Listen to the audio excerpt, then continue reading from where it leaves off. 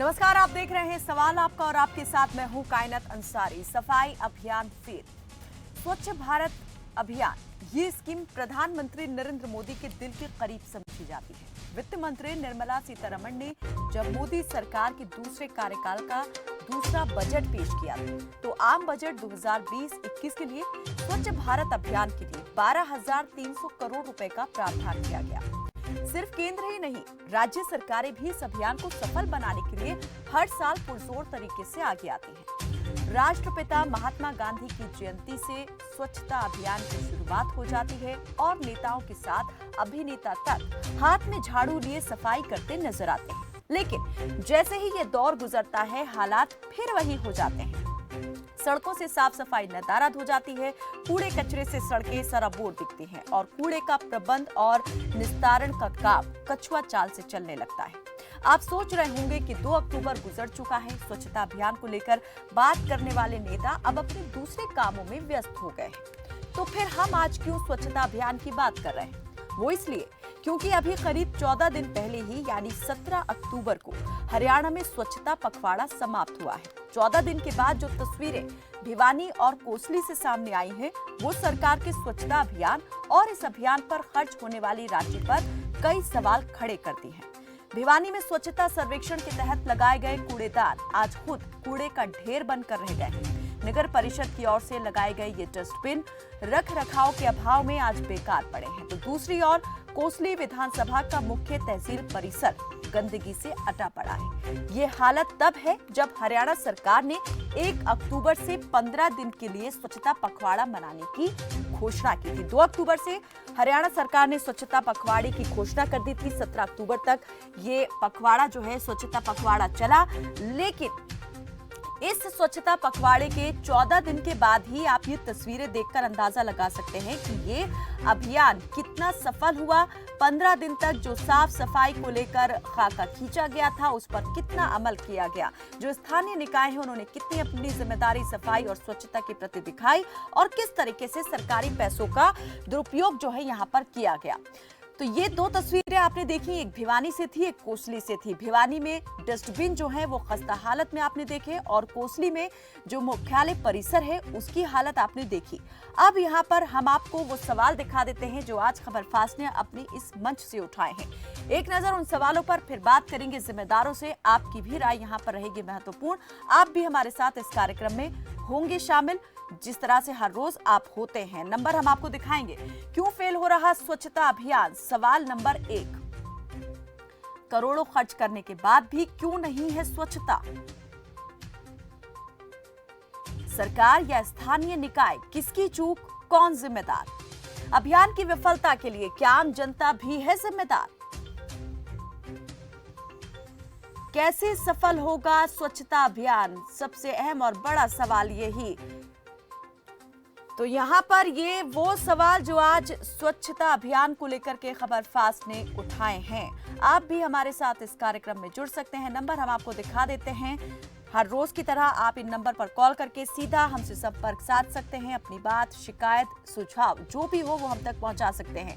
बात सिर्फ यहाँ पर कोसली या भिवानी को लेकर नहीं करेंगे, बल्कि जहां भी आप इस तरह की तस्वीर देख रहे हैं, आप भी अगर परेशान हैं गंदगी के हालात से, सरकार के वायदे करने के बावजूद उन वायदों के पूरा ना होने से, तो आप भी हम तक अपनी पहुंच बना सकते हैं और सीधा सवाल यहाँ पर साध सकते हैं। जिम्मेदार हमारे साथ जुड़े हैं जो देंगे आपके सवालों का सीधा जवाब। इस वक्त हमारे साथ डीपी कौशिक जो नेता हैं बीजेपी के, आप जुड़ चुके हैं, और आनंद बियानी जो कांग्रेस के प्रवक्ता हैं, आप भी हमारे साथ जुड़ चुके हैं।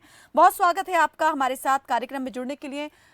सबसे पहला सवाल बीजेपी नेता डीपी कौशिक जी से। डीपी जी, क्या वजह है, आखिर क्यों स्वच्छता अभियान इस तरीके से फेल होता हुआ दिखाई दे रहा है? कहाँ है वो करोड़ों लाखों रुपए जो इस पर खर्च होते हैं? बिल्कुल भी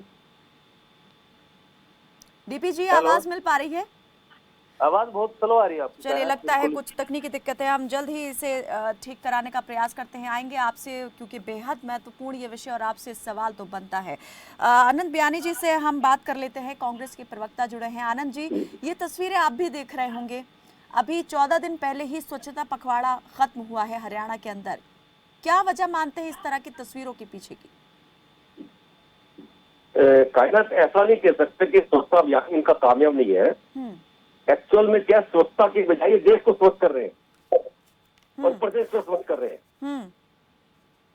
देश का सोना स्वच्छ कर रहे हैं, देश का रोजगार स्वच्छ कर रहे हैं, देश की महिलाओं की सुरक्षा को स्वच्छ कर रहे हैं, आरबीआई का बैंक खाता स्वच्छ कर रहे हैं। मतलब इनका जो स्वच्छता अभियान है वो देश को स्वच्छ करने का है, कि वो रेलवे की बात हो, कि जहाज की बात हो, कि देश की धरोहरों की बात हो, उन चीजों को स्वच्छ करते जा रहे हैं। इनका ध्यान ही नहीं है बीजेपी वालों का कि प्रदेश के अंदर कुछ स्वच्छ करना है या देश के अंदर कुछ स्वच्छ करना है, ये इस तरह का अभियान करना है। ये तो उन चीजों पर लगे हुए हैं जो देश से उठानी है, कि कारोबार की बात हो अस्वच्छ है, किसान की बात हो उनकी फसल का स्वच्छ है, बेरोजगार जो युवा घूम रहे हैं उनका रोजगार स्वच्छ है। मगर इस तरीके की स्थिति उन्होंने पैदा कर दी। आज प्रदेश के अंदर कोई भी बड़ा उद्योगपति इन 6 सालों के अंदर नहीं है जिन्होंने उद्योग लगाया हो, उनका उद्योग इन्होंने स्वच्छ कर दिया। मतलब इस तरह की स्थिति बीजेपी वालों ने पूरे देश के अंदर कर दी है। चलिए, यानी स्वच्छता को छोड़कर हर जगह आप कह रहे हैं कि स्वच्छता जो है सफाया दिखाई दे रहा है। चलिए बात करेंगे इस पर, लेकिन कुछ दर्शक जुड़ गए हैं, उनको भी ले लेते हैं। कुलदीप हमारे साथ जुड़े हैं, यमुनानगर से, जगाधरी से नीरज जुड़े हैं। कुलदीप, स्वागत है आपका, रखें अपनी बात। नमस्कार कायनात जी। जी नमस्ते मैडम जी, मैं आपके माध्यम से भाजपा के प्रवक्ता से पूछना चाहूँ भी जो इन्हें पहले ट्रालियां लगाई थी गाँव में कूड़ा करकट उठाने के लिए, वह बंदेगी। बहुत अच्छा साफ सफाई अभियान चल रहा था, उस दिन की वो ट्रालियां बंद हुई गाँव में आने थे। ये कब से बंद है जो कूड़ा, हाँ जी, ये ट्रॉलियां कब से बंद हो गई हैं? ये 1.5 महीने का जी, 2 महीने के करीब है। अब लोग कूड़ा करकट तो उठावा करते, सड़कों के पास जो खेत है उनमें फेंक दें उसको। एक तो यह समस्या है।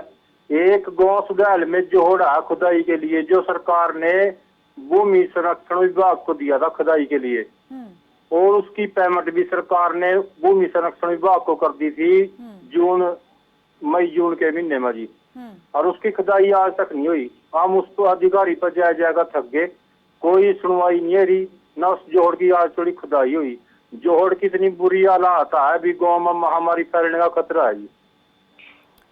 मैं आपके माध्यम से भाजपा के प्रवक्ता से पूछना चाहूँ भी क्या वह जोड़ खुदाई होगी या ऐसे ही रहेगा जी, जरा एक बार पूरा हमें डिस्क्रिप्शन दे दें, ये किस जगह की आप बात कर रहे हैं, कहाँ पड़ती है ये जगह जहाँ की आप बात कर रहे हैं? यमुनानगर में। यमुनानगर में गाँव सुधाल है जी,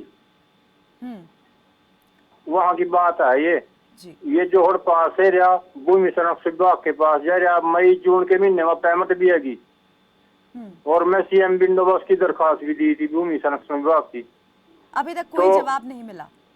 कोई वहाँ से तो जवाब मिलेगा जी, सीएम विंडो से जवाब मिला था। वो यहाँ सरपंच पद लखवाया गलेगा भी तो मौसम बरसात का है गया, इसमें खुदाई नहीं होने की जोड़ की। तो जैसे ही मौसम पक जाएगा, बरसात खत्म हो जाएगी, मैं खुदाई कर दूंगा। आज थोड़ी कोई खुदाई वाला कोई नहीं है जी यहाँ।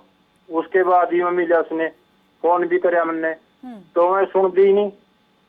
चलिए, बहुत बहुत शुक्रिया कुलदीप जी, आपने जो सवाल किया है जरूर इसका जवाब हम लेंगे। डीपी कौशिक जी से नीरज जुड़े हैं जगाधरी से, स्वागत है आपका नीरज, रखिए अपनी बात। भाजपा सर को नमस्कार करता हूँ।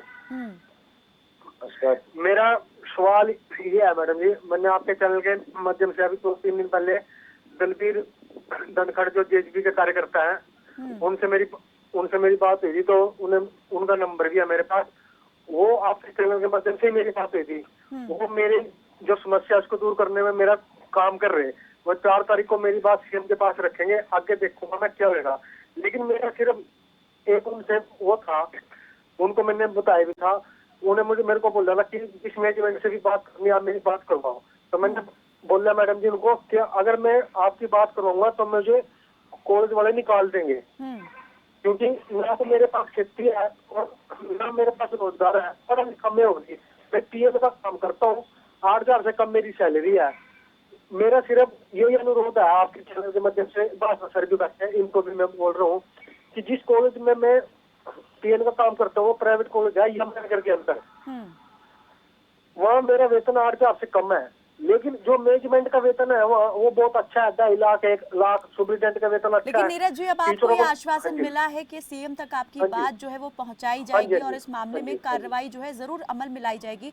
हमें पूरी उम्मीद है नीरज जी, जो भी समस्या है आपकी उसका अब जो है समाधान जरूर हो जाएगा। बहुत बहुत शुक्रिया हमारे साथ कार्यक्रम में जुड़ने के लिए डीपी कौशिक जी। यमुनानगर से कुलदीप जुड़े थे, उनका सवाल भी आपने सुना होगा, चाहेंगे इस पर जवाब दें कि एक तो कूड़े की ट्रॉलियों को लेकर उन्होंने कहा कि 1.5 से 2 महीना पहले ये बंद हो गया है कूड़े का उठान इन ट्रॉलियों के द्वारा, ये बताएं आखिर ये क्यों हुआ है। दूसरा, एक और यहाँ पर इन्होंने अपनी समस्या रखी थी, उसके बारे में भी जानना चाहते हैं कि विभाग को जब पेमेंट कर दी गई है तो फिर आखिर अभी तक जो है काम क्यों नहीं हुआ।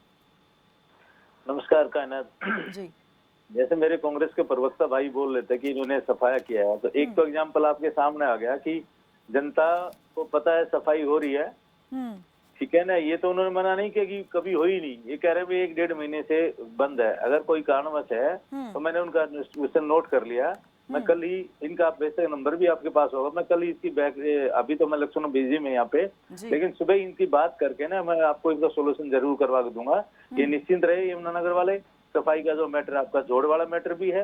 दूसरे मेरे भाई बोले सैलरी के मामले में ये प्रिंसिपल का राइट बनता है, वहाँ पे प्रिंसिपल साहब से बात करेंगे क्या है इशू है क्या नहीं। अगर बात नहीं बनती तो ऊपर डायरेक्टरेट को इसको लिखा जाएगा कि ऐसा क्यों हो रहा है। तो ये भी आप भी निश्चिंत रहे, आपका काम भी बड़ा प्रायोरिटी पे काम किया। और जैसे ही कह रहे हैं दलवीर धनखड़ जी मेरे मित्र है, हमारी जेजेपी और बीजेपी की संयुक्त सरकार में के हमारे प्रवक्ता हैं, तो उन्होंने आश्वासन दिया है जल्दी ही काम होगा। अगर नहीं भी कोई अड़चन आती तो हम लोग भी बैठे हैं, मिलकर काम करेंगे दोनों। जी चलिए, एक और दर्शक हमारे साथ जुड़े हैं, करीम खान मध्य प्रदेश से। स्वागत है आपका करीम जी, रखें अपनी बात। जी शुक्रिया।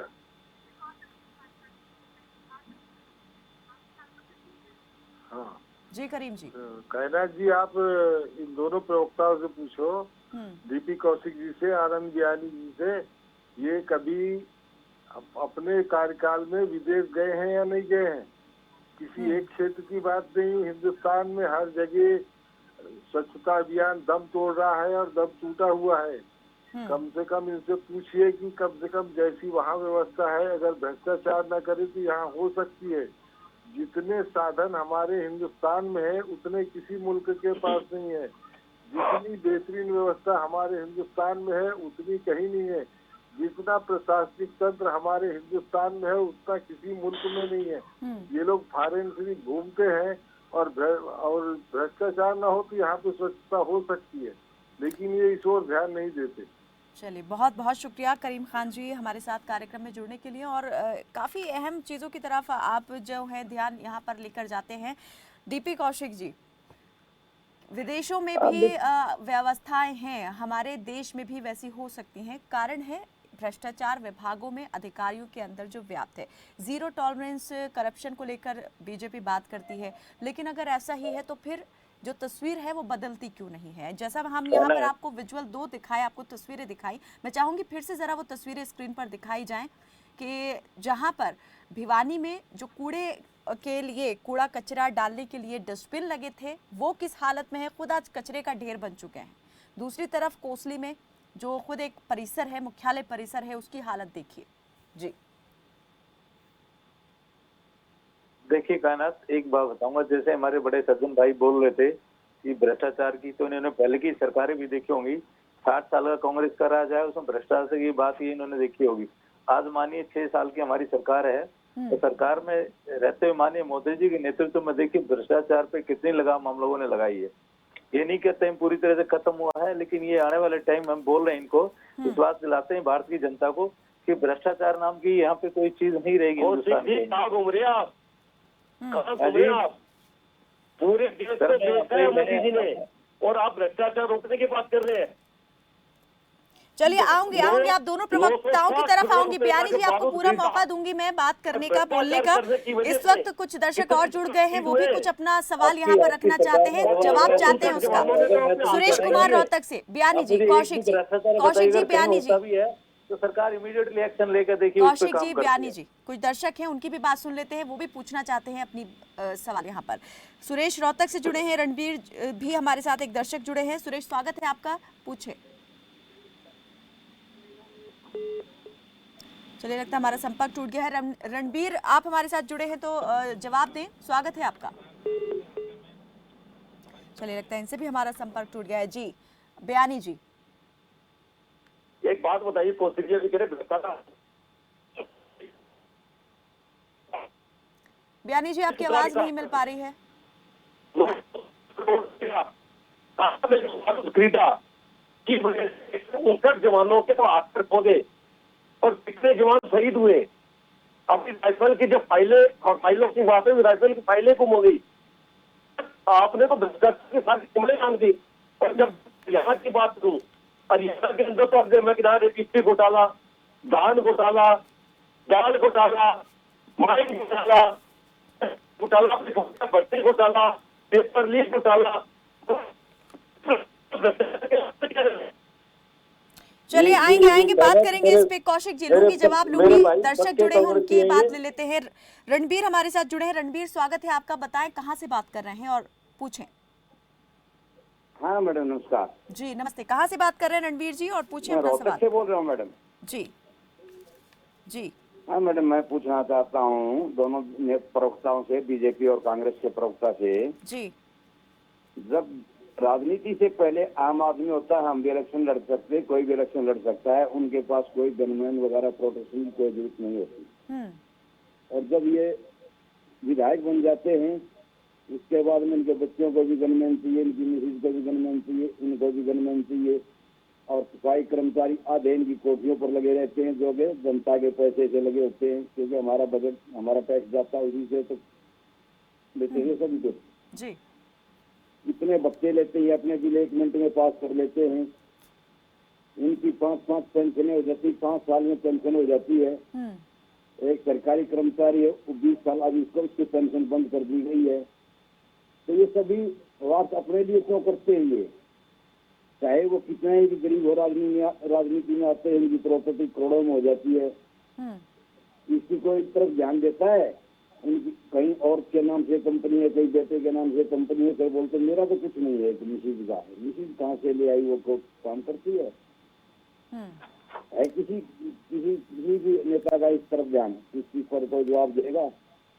चलिए, हम जरूर यहाँ पर आज इसका जवाब लेने की पूरी कोशिश करेंगे। बहुत शुक्रिया आप इनसे पूछो ना ये बात को, फिर कौशिक जी और बयानी जी। ये सवाल आपने सुन लिया है, मैं चाहूंगी इसका जवाब आप गोलमोल घुमा के ना दें, सीधा सीधा ही आप इसका जवाब दें। एक और दर्शक हैं, बीपी सरदाना हमारे साथ जुड़े हुए। स्वागत है आपका सरदाना जी, रखें अपनी बात। हाँ, मैं बीपी सरदाना बोल रहा हूँ कैथल से। जी जी सरदाना जी, पूछें। हाँ जी, मैं ये कह रहा हूँ कि कैथल में सफाई व्यवस्था अब जो है 15 दिन के अंदर बहुत अच्छी रही है। जो भी हमने कंप्लेंट की है, जो भी हमने स्वच्छ इस पे ऐप पे लोड की है, वो सारी जो है उन्होंने नेक्स्ट डे ही रिपेयर या मेंटेनेंस की है। स्ट्रीट लाइट हो, टॉयलेट क्लीनिंग हो, जी सारा कुछ उन्होंने बहुत अच्छा मेंटेन किया कैथल में। हम इनके थैंकफुल हैं। लेकिन इससे पहले इनके पब्लिक टॉयलेट में आदमी अंदर यूज नहीं कर सकता था और ना ही उसके पास खड़ा हो सकता था, बाहर भी नहीं खड़ा हो सकता था।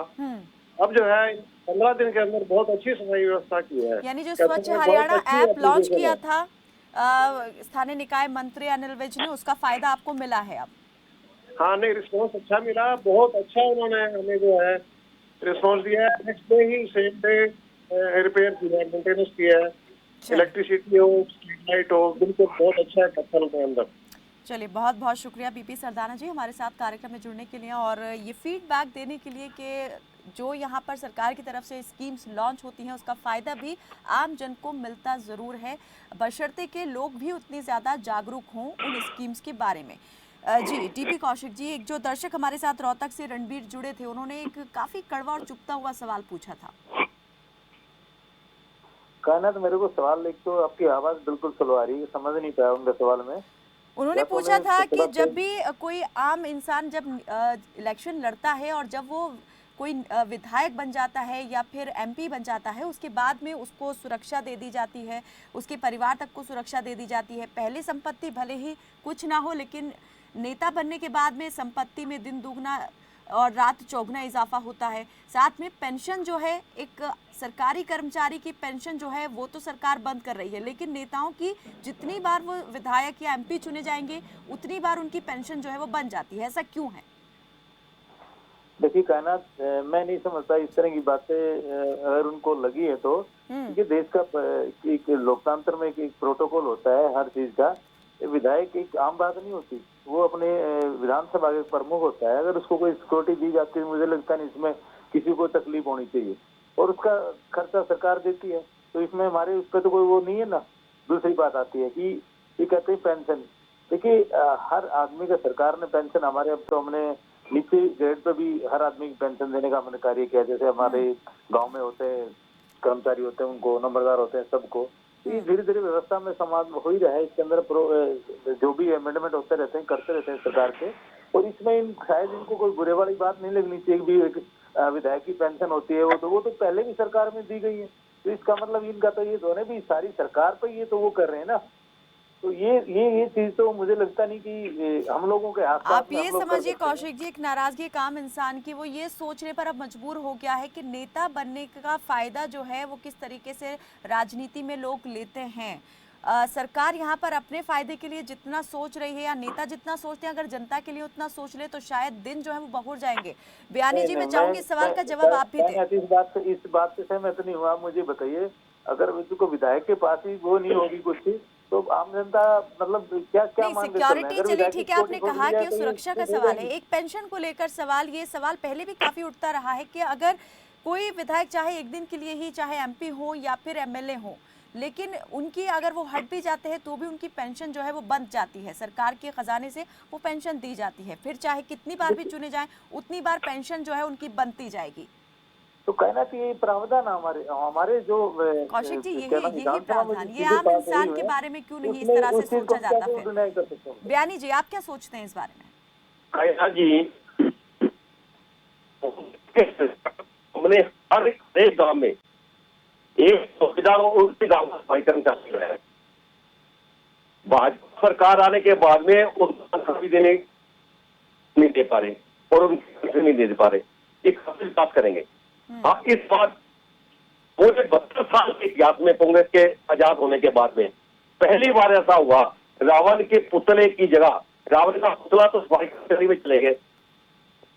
प्रधानमंत्री मोदी का लोगों ने पुतला दिलाया। आज जो देश की स्थिति बनी हुई है, इन्होंने केवल प्रचार प्रसार पे पैसा खर्च किया। जितना स्वच्छता अभियान के अंदर प्रचार प्रसार में पैसा खर्च किया, अगर ये धरातल पर उतना पैसा खर्च करते तो कहीं ना कहीं प्रैक्टिकल देखने को मिलता। एक और दर्शक जुड़े हैं, दीपक जुड़े हैं जगतपुर से। जी बयानी जाऊंगी। दीपक, स्वागत है आपका, रखें अपनी बात।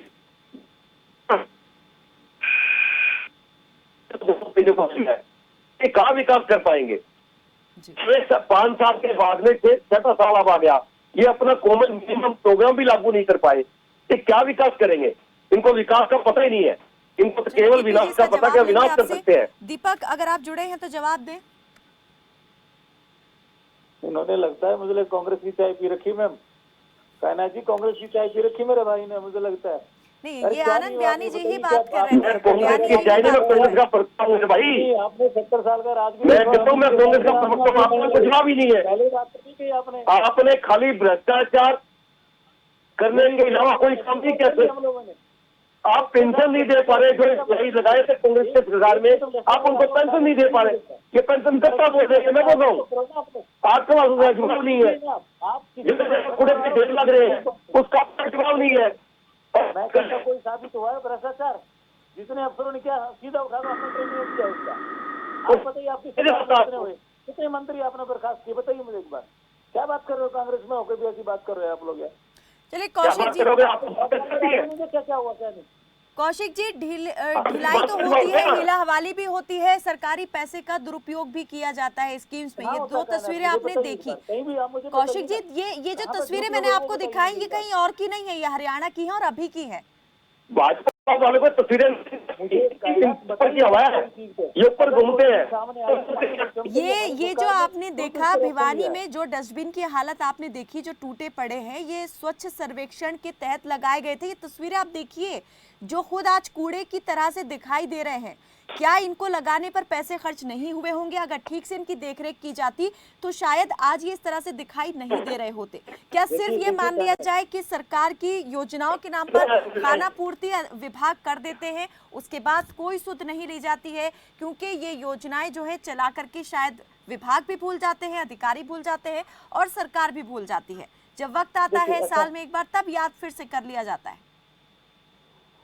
कायनात सरकार ने बजट एक लोकेटेड किया है, साफ सफाई के लिए पूरा ध्यान किया हुआ है। अगर वहाँ किसी स्थानीय लेवल पे, प्रशासन के लेवल पे या किसी नीचे किसी हमारे एम्प्लॉय के हिसाब से अगर वहाँ पे कोई कुछ गड़बड़ हुई है तो उसके लिए हम कह रहे हैं, उसके लिए सरकार बैठी ना, प्रशासन बैठा, वहाँ के कोई आदमी को उम्मीद करेंगे अब तुरंत इस पर कार्रवाई होगी, संज्ञान लिया जाएगा और जो सूरत हाल है वो जरूर बदलेगी। बहुत बहुत शुक्रिया आप दोनों ही मेहमानों का हमारे साथ इस चर्चा में जुड़ने के लिए। तो अब गंदगी और अव्यवस्था की फोटो अपलोड करके बताएं, तुरंत सख्त से सख्त कार्रवाई की जाएगी। कुछ ऐसा ही दावा किया गया था उस वक्त जब स्वच्छ हरियाणा मोबाइल ऐप प्रदेश के शहरी स्थानीय निकाय मंत्री अनिल विज ने लॉन्च किया था। ऐसे में सवाल तो बनता है कि जब सरकार स्वच्छता मुहिम को सफल बनाने के लिए योजनाएं बना रही है तो फिर इन्हें पलीता आखिर कौन लगा रहा है? सवाल आपका में फिलहाल मेरे साथ बस इतना ही। आप देखते रहें खबर फास्ट। नमस्कार।